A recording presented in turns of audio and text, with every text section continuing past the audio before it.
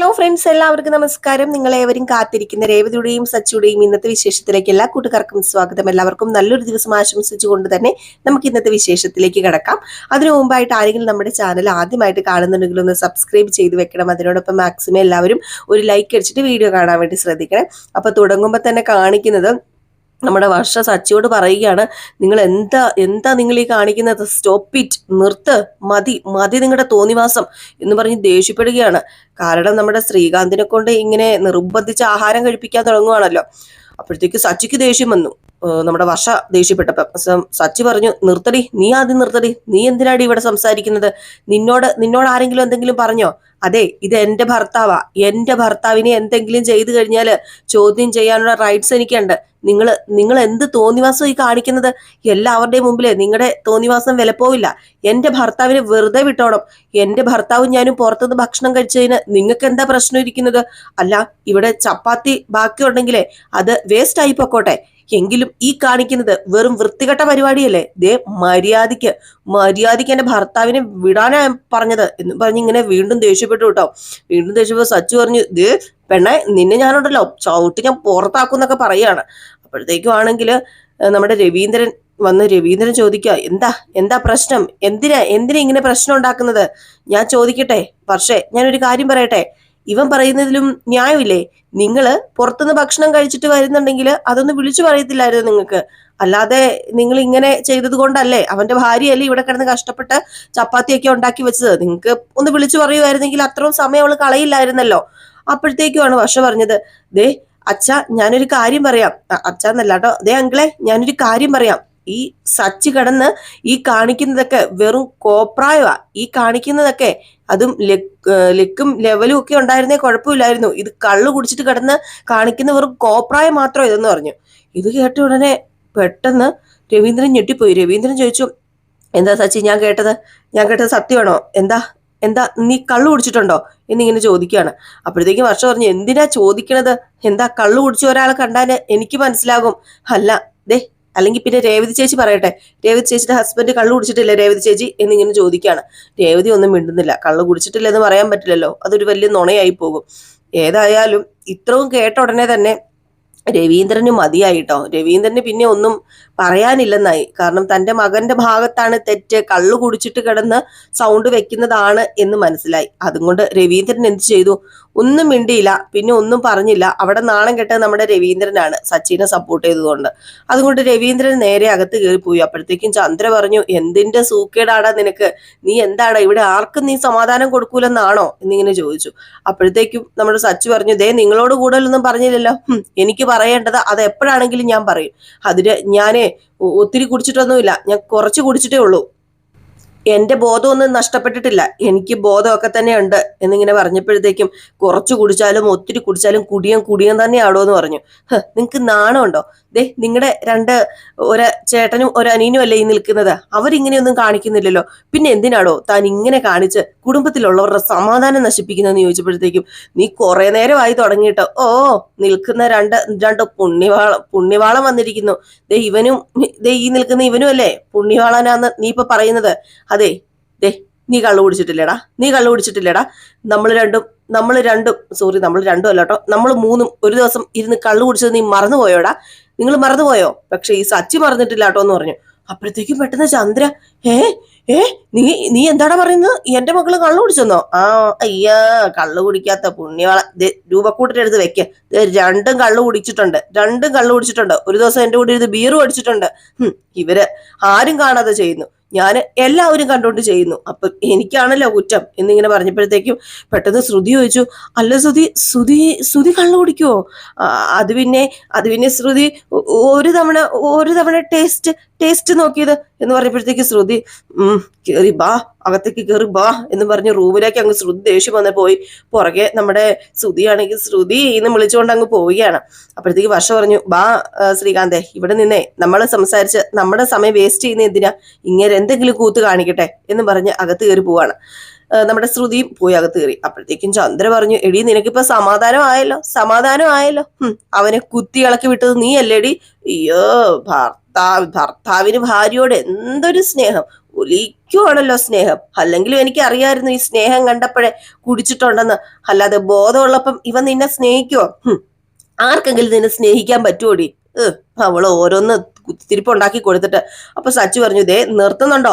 ഇവിടെ ആരും എനിക്ക് കുത്തിത്തിരിപ്പൊന്നും ഉണ്ടാക്കി തന്നല്ല. അല്ല, നിങ്ങൾ എന്തിനാ എന്നെ പറഞ്ഞാ പോരെ? എന്തിനാ ഇവളെ പറയുന്നത്? ഒരു തെറ്റും ചെയ്യാത്ത ഇവളെ പറയേണ്ട കാര്യമുണ്ടോ? ദേ ഞാനൊരു കാര്യം പറഞ്ഞേക്കാം, ആരെങ്കിലും ഇവളെ ഇനി എന്തെങ്കിലും പറഞ്ഞു കഴിഞ്ഞാലുണ്ടല്ലോ, ചോദിക്കാൻ ഞാൻ ഇവിടെ ഉണ്ട്. അല്ലാതെ ദേ ഇവള് വെറുമ്പോക്കാന്നൊന്നും നിങ്ങൾ വിചാരിക്കണ്ട കേട്ടോ എന്നിങ്ങനെ പറഞ്ഞ് നമ്മുടെ സച്ചിൻ രേവതി അങ്ങ് പോയി കേട്ടോ. ചന്ദ്രയാണെങ്കിൽ ആശ്വാസമായി. ഏതായാലും വലിയൊരു പൊട്ടിത്തെറി ഉണ്ടാവുമെന്ന് വിചാരിച്ചതാ.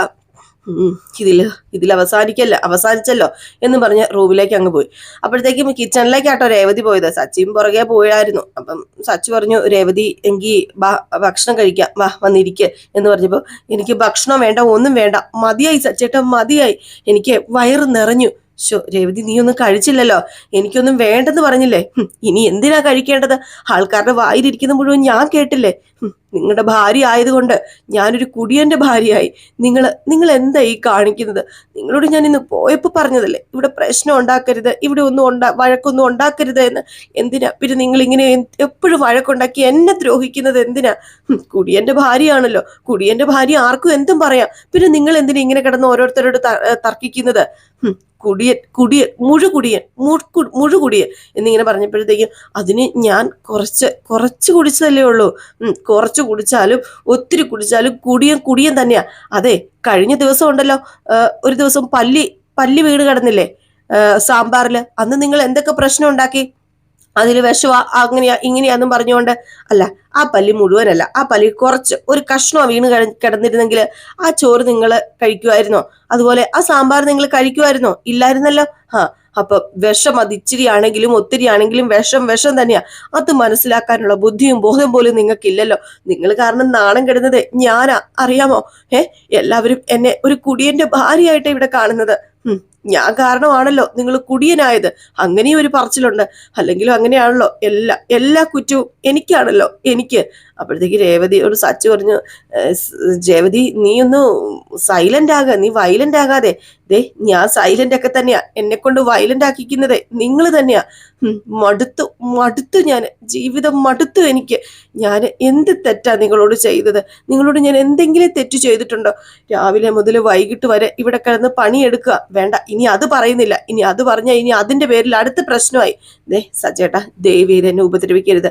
ഞാൻ ഏതെങ്കിലും ഒരു മൂലയ്ക്ക് പോയി കിടന്നോളാം. എനിക്ക് താല്പര്യമില്ല സംസാരിക്കാന്. അതെ, കള്ളു കുടിച്ചിട്ട് നിങ്ങളോട് സംസാരിച്ചിട്ട് യാതൊരു കാര്യവുമില്ല.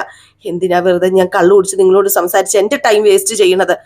രാവിലെ ആകുമ്പോ ഇതെല്ലാം മറന്നു പോവില്ലേ? മതി, എനിക്ക് എല്ലാം മതിയായി എന്ന് പറഞ്ഞപ്പോ, അല്ല രേവതി, എന്തെങ്കിലും ഒന്ന് കഴിച്ചിട്ട് കിടക്ക്. നീ പറയുന്നതിൽ കാര്യമൊക്കെ ഉണ്ട്. അപ്പൊ കാര്യം ഉണ്ടെന്ന് മനസ്സിലായല്ലോ. ഈ മനസ്സിലാക്കൽ ഇപ്പൊ മാത്രമല്ലേ ഉള്ളൂ. രാവിലെ ബോധം വീഴുമ്പം ഇതൊക്കെ മറന്നു പോവുമല്ലോ. വീണ്ടും തുടങ്ങും. നിങ്ങൾക്ക് സങ്കടം വന്നാൽ നിങ്ങൾക്ക് പോയി കുടിക്കണം. അതെ, ഇവിടെ എനിക്ക് എത്രമാത്രം ബുദ്ധിമുട്ടും എത്രമാത്രം സങ്കടവും ഉണ്ടെന്ന് അറിയാമോ? എങ്കിൽ പിന്നെ ഞാൻ എന്താ രാവിലെ കഷ്ടപ്പെട്ട് ഇവിടെ പണിയുന്നുമുണ്ട്, കഷ്ടപ്പാടുമുണ്ട്. എങ്കിൽ പിന്നെ എനിക്ക് പോയി സങ്കടം വന്നിട്ട് എനിക്ക് പോയി കുടിക്കത്തില്ലേ? എനിക്ക് പോയി എന്തെങ്കിലും ചെയ്യത്തില്ലേ? ഞാൻ ഇത് വല്ലതും ചെയ്യുന്നുണ്ടോ? ഇതെല്ലാം സഹിച്ചും ക്ഷമിച്ചും തന്നെയാ ഞാനിവിടെ നിൽക്കുന്നത്. അതും പോട്ടെ, നിങ്ങൾ പറയുന്നു നിങ്ങൾക്ക് ദേഷ്യം വന്നതുകൊണ്ട് നിങ്ങൾക്ക് ഭയങ്കര പ്രശ്നമായി, അതുകൊണ്ട് നിങ്ങൾ പോയി കുടിച്ചു. നിങ്ങൾക്ക് എപ്പോഴും ദേഷ്യം വരുന്നത് ഞാൻ ഒരുപാട് കഷ്ടപ്പെടുന്നുണ്ട്, എന്ത് ചെയ്യാനാ, അതും കൊണ്ടാന്നൊക്കെ. ഞാൻ ഇവിടെ കിടന്ന് കഷ്ടപ്പെടുന്നുണ്ട്, ഞാൻ ഇവിടെ ആരോടും ദേഷ്യപ്പെടുന്നുണ്ടോ? എനിക്ക് ദേഷ്യപ്പെടാൻ തോന്നുന്നുണ്ടോ? പിന്നെ സച്ചേട്ടൻ മാത്രം പറയുന്നതിൽ എന്ത് ന്യായമായിരിക്കുന്നത്? ഇല്ല, പറച്ചിൽ ഞാൻ നിർത്തി, ഞാൻ കിടക്കാൻ പോവാ എന്ന് പറഞ്ഞുകൊണ്ട് പായൊക്കെ എടുത്തിട്ട് കുടഞ്ഞിട്ടിട്ട് നമ്മുടെ രേവതി ഒരു കിടപ്പങ്ങ് കിടക്കാണ് കേട്ടോ.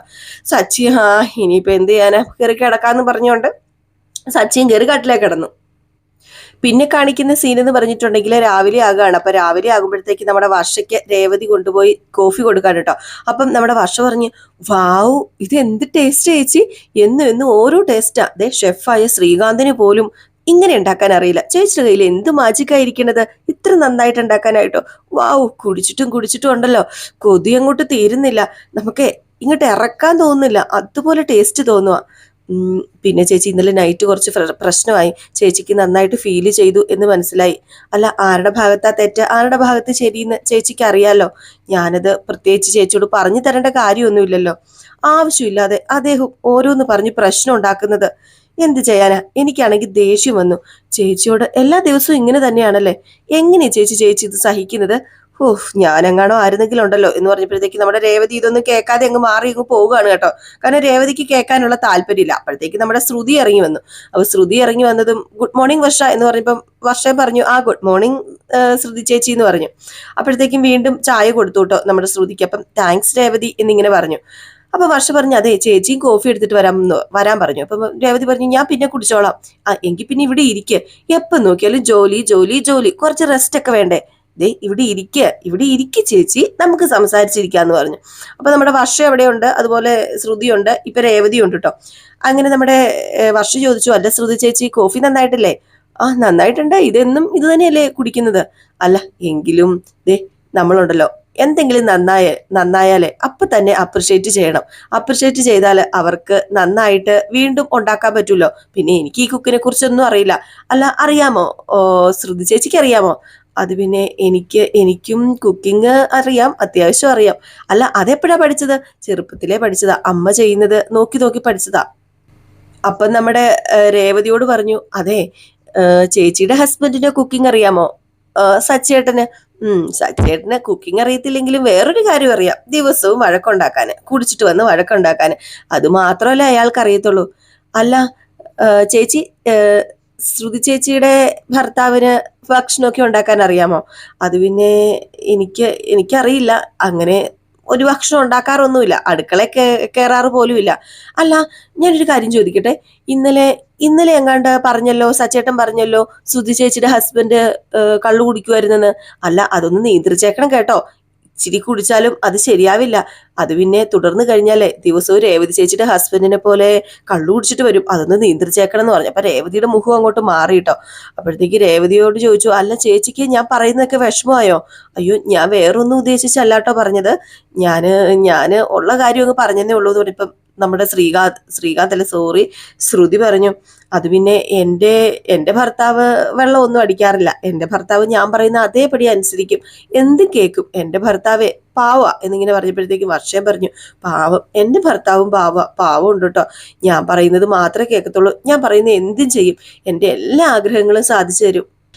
പക്ഷേ രേവതി ചേച്ചിയുടെ കാര്യം അങ്ങനെയല്ലല്ലോ. നിങ്ങളുടെ കല്യാണം കഴിയുന്നതിന് മുമ്പ് തന്നെ സച്ചേട്ടൻ കുടിക്കൂന്ന് എന്നോട് ശ്രീകാന്ത് പറഞ്ഞിരുന്നു.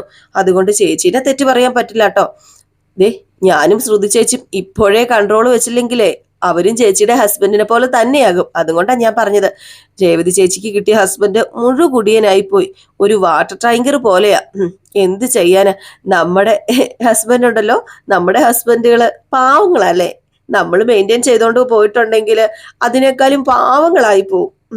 ഏതായാലും രേവതി ചേച്ചി പെട്ടു, നമ്മൾ എസ്കേപ്പായി, ഏതായാലും രക്ഷപ്പെട്ടു നമ്മള് എന്നൊക്കെ ഇങ്ങനെ പറയാണ്. ഇതൊക്കെ കേട്ടിട്ട് നമ്മുടെ രേവതി എന്ത് ചെയ്യാനും ഒരു മറുപടി കൊടുക്കാതെ ഇങ്ങനെ ഇരിക്കുകയാണ്. എന്ത് ചെയ്യാനാ, ഇതിനൊക്കെ മറുപടി കൊടുക്കാൻ പറ്റുമോ? രേവതി നോക്കുമ്പോ പറയുന്നത് സത്യമാണ്. ഏതായാലും ഇവര് ചിരിച്ചു കളിച്ചിരിക്കുന്നത് നമ്മുടെ ചന്ദ്ര കണ്ടോണ്ട് വരുവാണ് കേട്ടോ. ചന്ദ്രക്ക് ഇത് സഹിക്കുവോ? ചന്ദ്ര ഇത് കണ്ടിട്ട് കലി തുള്ളുവാ. ഓഹോ, മൂന്ന് പേരും ഒരുമിച്ചിരുന്ന് സംസാരിക്കുന്നു, ഇത് ഇങ്ങനെ വിട്ടാ ശരിയാവൂലല്ലോ. ഇവരുടെ ചിരി ഇവിടം കൊണ്ട് അവസാനിപ്പിച്ചില്ലെങ്കിൽ ലാസ്റ്റ് ഞാൻ കരയേണ്ടി വരും. ഇത് ശരിയല്ലല്ലോ. മരുമക്കൾ 3 പേരും ഒന്നായാൽ എന്റെ കാര്യം പോക്ക. രേവതി അവർക്കൊപ്പം ഇരിക്കുന്നുണ്ട്, ഇവരെ ഒന്നാകാൻ വിട്ടാലേ എനിക്ക് ആപത്ത്. അതുകൊണ്ട് ഇവരെ എങ്ങനെയെങ്കിലും അടിച്ച് പിരിയിപ്പിക്കണം എന്നിങ്ങനെ പറഞ്ഞു നിൽക്കുകയാണ്. അപ്പോഴത്തേക്ക് നമ്മുടെ രവീന്ദ്രൻ വന്നിട്ട്, ചന്ദ്രേ നീ എന്താ ചന്ദ്ര ഇവിടെ നിൽക്കുന്നത്? നീ എന്താ ചന്ദ്ര ഈ ആലോചിച്ചു കൂട്ടുന്നത്? ഓഹോ, നിന്റെ 3 മരുമക്കളും ഒരുമിച്ചിരിക്കുകയാണല്ലോ, എന്താ കാണാൻ പാടില്ലാത്തത് കണ്ട പോലെ ഞെട്ടിത്തരിച്ചു നിൽക്കുന്ന നീ? നിന്റെ 3 മക്കളും ഒരുമിച്ച് ഇരിക്കുന്നത് ഇഷ്ടമല്ലേ എന്നിങ്ങനെ ചോദിക്കുകയാണ്. അപ്പോഴത്തേക്ക് നമ്മുടെ വർഷ വീണ്ടും പറയുകയാണ് കേട്ടോ, അതെ നമ്മുടെ ഹസ്ബൻഡ് എന്ന് പറഞ്ഞിട്ടുണ്ടെങ്കിൽ ടിവിയുടെ റിമോട്ട് പോലെയാ. കൺട്രോൾ എല്ലാം റിമോട്ടിലായിരിക്കും, പക്ഷെ ആ റിമോട്ടിന്റെ ബാറ്ററി പോലെയാകണം നമ്മള്. കാരണം അതിന്റെ കൺട്രോൾ അവരുടെ കയ്യിലാണെങ്കിലും പക്ഷെ അത് നിയന്ത്രിക്കുന്നത് നമ്മളായിരിക്കണം എന്നിങ്ങനെ പറയാം. അപ്പൊ ഇതൊക്കെ കേട്ടുകൊണ്ടാണ് നമ്മുടെ ചന്ദ്രയും രവീന്ദ്രനും വരുന്നത്. അങ്ങനെ ചന്ദ്ര പെട്ടെന്ന് രവീന്ദ്രന്റെ കൂടെ തിണ്ണയിലേക്ക് പോയിട്ടോ, ഹോളിലല്ല അവരിയ്ക്കുന്നത്. അപ്പം രവീന്ദ്രൻ പറഞ്ഞു, എന്തിനാ നീ അവരെ ഇങ്ങനെ ദേഷ്യത്തിൽ നോക്കി നിൽക്കുന്നത്, എന്താടി വിഷയം? ഞാനൊരു കോഫി കുടിക്കാൻ വേണ്ടി ചെന്നതാ. നിങ്ങളും കണ്ടല്ലോ അവര് 3 പേരും ചിരിച്ച് ചിരിച്ച് സംസാരിക്കുന്നത്. അതിനിപ്പോ എന്താ, അവര് ചിരിച്ച് സംസാരിച്ചെന്ന് പറഞ്ഞിട്ടുണ്ട്. നീ ഇങ്ങനെ ഒരു കാഴ്ച കാണാനല്ലേ ആഗ്രഹിച്ചത്? ഞാൻ ആഗ്രഹിച്ചെന്നോ? എപ്പോ ആഗ്രഹിച്ചു? അല്ല, 3 മക്കളുടെയും മരുമക്കളുടെയും കൂടെ സന്തോഷമായിട്ട് കഴിയണമെന്ന് നീയല്ലേ ആഗ്രഹിച്ചത്? അതെപ്പോഴും നീ പറയാറുണ്ടല്ലോ. ഇപ്പൊ 3 മരുമക്കളും എത്രമാത്രം സന്തോഷത്തിലാ. ഇതുപോരെ. ഇനിയിപ്പം നിനക്ക് ഒരു പേടിയും വേണ്ട. അവര് 3 പേരും മാടമ്പി പോലെയാന്നേ. മാർക്കറ്റിൽ പോകുമ്പോഴും ക്ഷേത്രത്തിൽ പോകുമ്പോഴും ഒക്കെ അവര് 3 പേരും നിന്റെ മുന്നിലുണ്ടാകും. നിനക്കൊരു ബലമല്ലേ. പിന്നെ നീ അവർക്ക് പിന്നിൽ അമ്മായിയമ്മയുടെ ക്ഷമയോടുകൂടി അങ്ങ് നടക്കണം. എന്ത് രസമല്ലേ. നീ ഒന്ന് ചിന്തിച്ചു നോക്കിക്കേ. അപ്പോഴത്തേക്ക് നമ്മുടെ ചന്ദ്രയ്ക്ക് അപ്പോഴും മനസ്സിൽ 3 പേരും കൂടെ ഒരുമിച്ച് നിന്നാൽ നമ്മുടെ ചന്ദ്രക്കിട്ട് പണി കൊടുക്കും എന്ന ആ ഒരു ചിന്തയോട് കൂടി തന്നെയാട്ടോ നിൽക്കുന്നത്. അങ്ങനെ കലിച്ചു നിൽക്കുകയാണ്. ഏതായാലും ഈ ഒരു സീൻ കാണിച്ചിട്ടാണ് ഇന്നത്തെ വിശേഷം അവസാനിക്കുന്നത്. ചന്ദ്രയ്ക്ക് അറിയാം ഇവര് 3 പേരും കൂടെ വല്ല ഒരുമിച്ച് കഴിഞ്ഞിട്ടുണ്ടെങ്കിൽ നമ്മുടെ ചന്ദ്രയ്ക്ക് അവിടെ ഒരു പ്രസക്തി ഉണ്ടാവില്ല, ചന്ദ്ര വെളിയിലാകും എന്ന് ഉറപ്പുണ്ട്. അതുമല്ല, നമ്മുടെ വർഷയെയും അതുപോലെ തന്നെ ശ്രുതിയെയും ഒട്ടും ഒന്നിപ്പിക്കാൻ സമ്മതിപ്പിക്കത്തില്ല കേട്ടോ. ഇവര് തമ്മിൽ ഇവര് തമ്മിൽ സംസാരിക്കാൻ തുടങ്ങുമ്പോൾ അവിടെ ചെന്ന് കുറച്ച് പ്രശ്നങ്ങൾ ഉണ്ടാക്കാൻ നോക്കുകയാണ് നമ്മുടെ ചന്ദ്ര ഇന്ത്യ മുതൽ അങ്ങോട്ട്. കാരണം ഇവർ രണ്ടുപേരും ഒന്നിച്ചു കഴിഞ്ഞാൽ ശരിയാവില്ലെന്നറിയാം. നമ്മുടെ വർഷനെ എപ്പോഴും ചന്ദ്ര മാത്രം സ്നേഹിക്കണം. വർഷ വലിയ കോടീശ്വരിയാണല്ലോ. പിന്നെ നമ്മുടെ ശ്രുതിയുടെ കള്ളത്തരമൊക്കെ പതുക്കെ പതുക്കെ പൊളിഞ്ഞ് താഴെ വീഴാനും പോവുകയാണ്. അപ്പൊ എല്ലാം നമുക്ക് കാത്തിരുന്ന് തന്നെ കാണാല്ലേ. അപ്പൊ എല്ലാവരും കാത്തിരിക്കുക. അപ്പം എല്ലാവരുടെയും സ്നേഹത്തിനും സപ്പോർട്ടിനും ഒക്കെ ഒരുപാട് നന്ദിയുണ്ട് കേട്ടോ. നിങ്ങളുടെ സ്നേഹവും സപ്പോർട്ടും ഒക്കെ വീണ്ടും പ്രതീക്ഷിച്ചുകൊണ്ട് നെക്സ്റ്റ് വീഡിയോ ആയിട്ട് വരാം. നെക്സ്റ്റ് നമ്മുടെ നയനിയുടെയും ആദർശിന്റെയും കഥയാണ്. അപ്പം അതുമായിട്ട് കാണാം. അതുവരെ എല്ലാവർക്കും ടാറ്റാ ബൈ ബൈ.